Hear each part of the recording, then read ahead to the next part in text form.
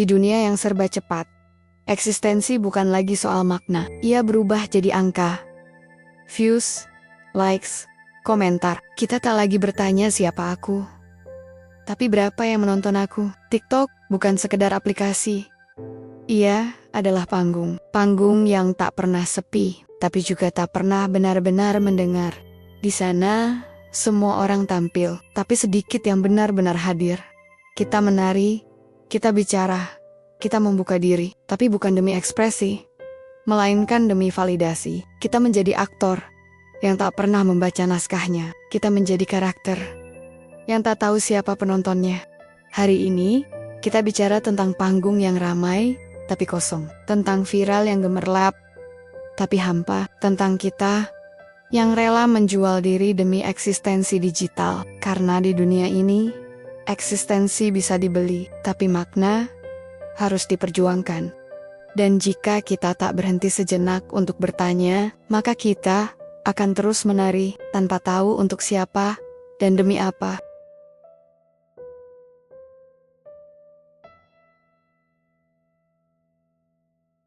Mereka menari, mereka tertawa, mereka membuka diri, kadang terlalu jauh. Tapi di balik layar, tak ada tepuk tangan, tak ada sorak-sorai, hanya algoritma yang lapar, menelan semuanya tanpa rasa. TikTok bukan sekadar hiburan, ia adalah cermin. Cermin yang memantulkan wajah kita yang haus perhatian, tapi miskin arah. Di sana, tak penting siapa kamu, tak penting apa yang kamu tahu. Yang penting, seberapa banyak kamu ditonton, seberapa cepat kamu viral. Kita menyaksikan parade absurditas, orang-orang yang rela melakukan apa saja demi satu kata ajaib, FYP. Ada yang berpura-pura miskin, ada yang berpura-pura kaya, ada yang menangis demi empati, ada yang tertawa demi validasi. Semua berlomba, semua bersaing, tapi bukan dalam hal kualitas, melainkan dalam hal keberanian menjual diri. Di panggung ini, eksistensi bukan soal isi, tapi soal sensasi. Yang vulgar lebih cepat naik, yang absurd lebih cepat viral. Apakah kita benar-benar ingin dikenal, atau hanya takut dilupakan? Di dunia yang serba cepat, eksistensi berubah jadi angka, followers, likes, komentar. Tapi angka tak pernah cukup, karena makin banyak angka, makin besar kekosongan. Kita menari di panggung yang ramai, tapi kosong. Kita bicara keras, tapi tak didengar. Kita membuka diri, tapi tak pernah benar-benar dikenal. Dan di tengah semua itu, kita lupa satu hal, bahwa nilai bukan ditentukan oleh viralitas, tapi oleh keberanian untuk tetap waras di tengah hiruk-pikuk yang menggila.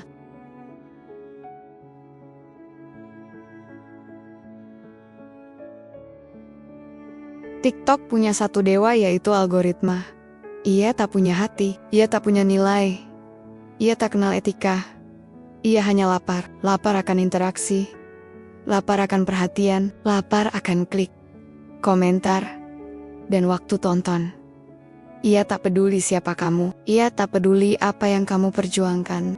Yang ia tahu hanyalah siapa yang paling bisa memancing emosi, emosi yang cepat, emosi yang dangkal, emosi yang bisa dijual. Maka konten yang paling dangkal justru paling cepat naik. Yang vulgar, yang gaduh, yang absurd, semua disambut hangat oleh sistem. Kita hidup di era di mana tubuh lebih laku daripada gagasan, di mana suara yang keras lebih didengar daripada suara yang bijak, di mana yang menjerit lebih viral daripada yang merenung. Algoritma tak pernah kenyang. Ia terus menelan, terus mendorong, terus memaksa kita untuk tampil lebih ekstrem. Hari ini kamu menari, besok kamu harus menangis, lusa kamu harus membuka lebih banyak. Karena jika tidak, kamu akan tenggelam. Algoritma tak mengenal jeda. Ia tak memberi ruang untuk bernapas. Ia hanya memberi satu pilihan, tampil atau hilang. Maka kita pun berlomba, bukan dalam hal kualitas, tapi dalam hal keberanian melanggar batas. Kita bukan lagi kreator, kita adalah pengumpan, memberi makan sistem yang tak pernah puas. Dan dalam proses itu, kita kehilangan satu hal paling berharga, yaitu akal sehat. Kita lupa bahwa konten bukan sekadar tontonan. Ia adalah cermin. Dan jika cermin itu retak, maka wajah kita pun tak lagi utuh.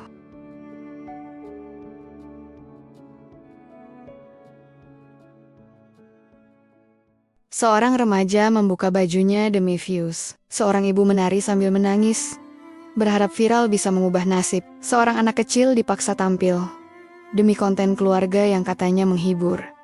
Tapi setelah viral, apa yang tersisa?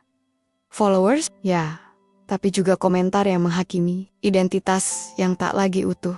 Kita menyaksikan generasi yang menjadikan tubuh sebagai komoditas, yang menjadikan emosi sebagai tontonan. Mereka bukan bodoh, mereka terdesak. Terdesak oleh sistem, terdesak oleh kebutuhan, terdesak oleh janji-janji digital yang tak pernah benar-benar ditepati. Mereka mencari pengakuan, tapi yang datang justru penilaian. Mereka mencari penghasilan, tapi yang datang justru pelecehan. Kita hidup di zaman di mana martabat bisa ditukar dengan engagement, di mana eksistensi bisa dibeli dengan harga yang sangat murah. Satu video, satu gestur, satu kalimat yang menggoda, dan tiba-tiba kamu viral. Tapi viral bukan kemenangan. Ia seringkali adalah jebakan, karena setelah viral, kamu tak lagi punya kendali atas citramu. Kamu menjadi milik publik, milik komentar, dan milik algoritma. Dan di sana, martabat jadi mata uang. Kita menonton, kita swipe, kita like, tapi kita jarang bertanya, apa dampaknya bagi mereka?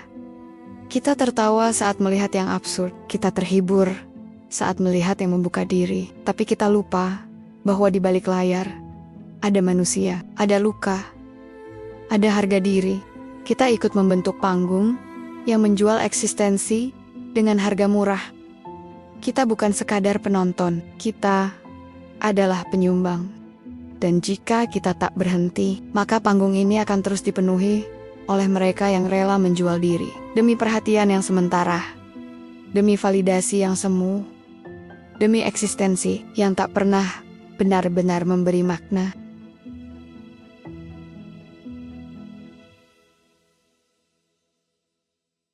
Jangan salah, kita bukan korban, kita juga pelaku, kita bukan hanya penonton, kita adalah penentu. Setiap swipe, setiap like, setiap komentar adalah suara.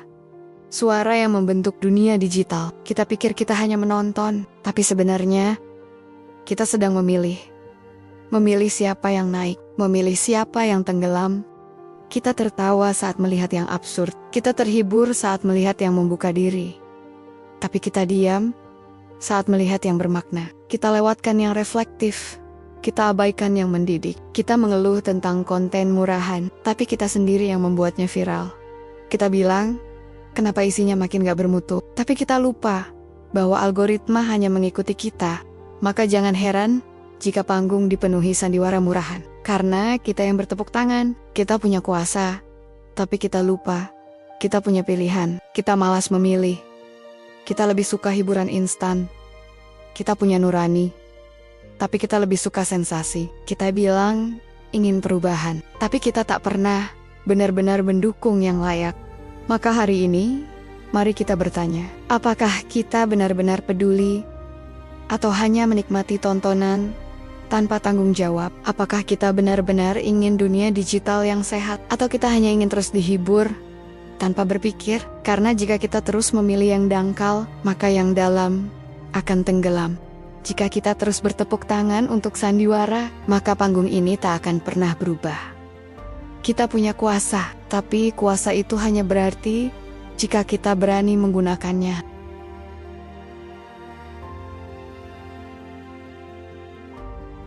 TikTok bisa jadi ruang ekspresi, tempat di mana suara-suara kecil bisa terdengar, tempat di mana yang tak punya panggung bisa tampil, tapi ekspresi tanpa nilai hanya jadi kebisingan. Kita hidup di tengah hiruk-pikuk digital, di mana semua orang bicara, tapi sedikit yang mendengarkan, di mana semua orang tampil, tapi sedikit yang berpikir. Kita tak bisa mengubah algoritma, ia terlalu besar, terlalu kompleks, terlalu dingin, tapi kita bisa mengubah pilihan. Kita bisa memilih untuk swipe dengan sadar, untuk like dengan tanggung jawab untuk komentar, dengan empati. Kita bisa memilih untuk mendukung yang bermutu, untuk memberi ruang bagi yang reflektif, untuk mengangkat suara yang membangun. Karena viral bukan tujuan. Tujuan yang sejati adalah makna. Makna yang membuat kita bertumbuh, makna yang membuat kita berpikir, makna yang membuat kita tetap manusia. Di dunia yang ramai, yang paling berharga adalah yang tetap waras. Maka jadilah penonton yang memilih, bukan yang sekadar menikmati. Jadilah kreator yang berpikir, bukan yang sekadar tampil. Jadilah bagian dari perubahan, bukan hanya pengamat dari kejauhan. Karena dunia digital ini adalah milik kita bersama. Dan jika kita ingin ia sehat, maka kita harus mulai dari diri sendiri. Satu swipe yang sadar, satu komentar yang membangun, satu pilihan yang bermakna. Itulah awal dari revolusi kecil yang bisa mengubah panggung yang kosong menjadi ruang yang penuh makna. Kita hidup di era di mana eksistensi bisa dibeli, tapi harga yang dibayar adalah martabat. Maka sebelum kamu menari di depan kamera, sebelum kamu membuka diri demi views, tanyakan satu hal, apakah aku sedang berkarya atau sedang menjual diri? Karena viral itu cepat, tapi makna adalah yang abadi.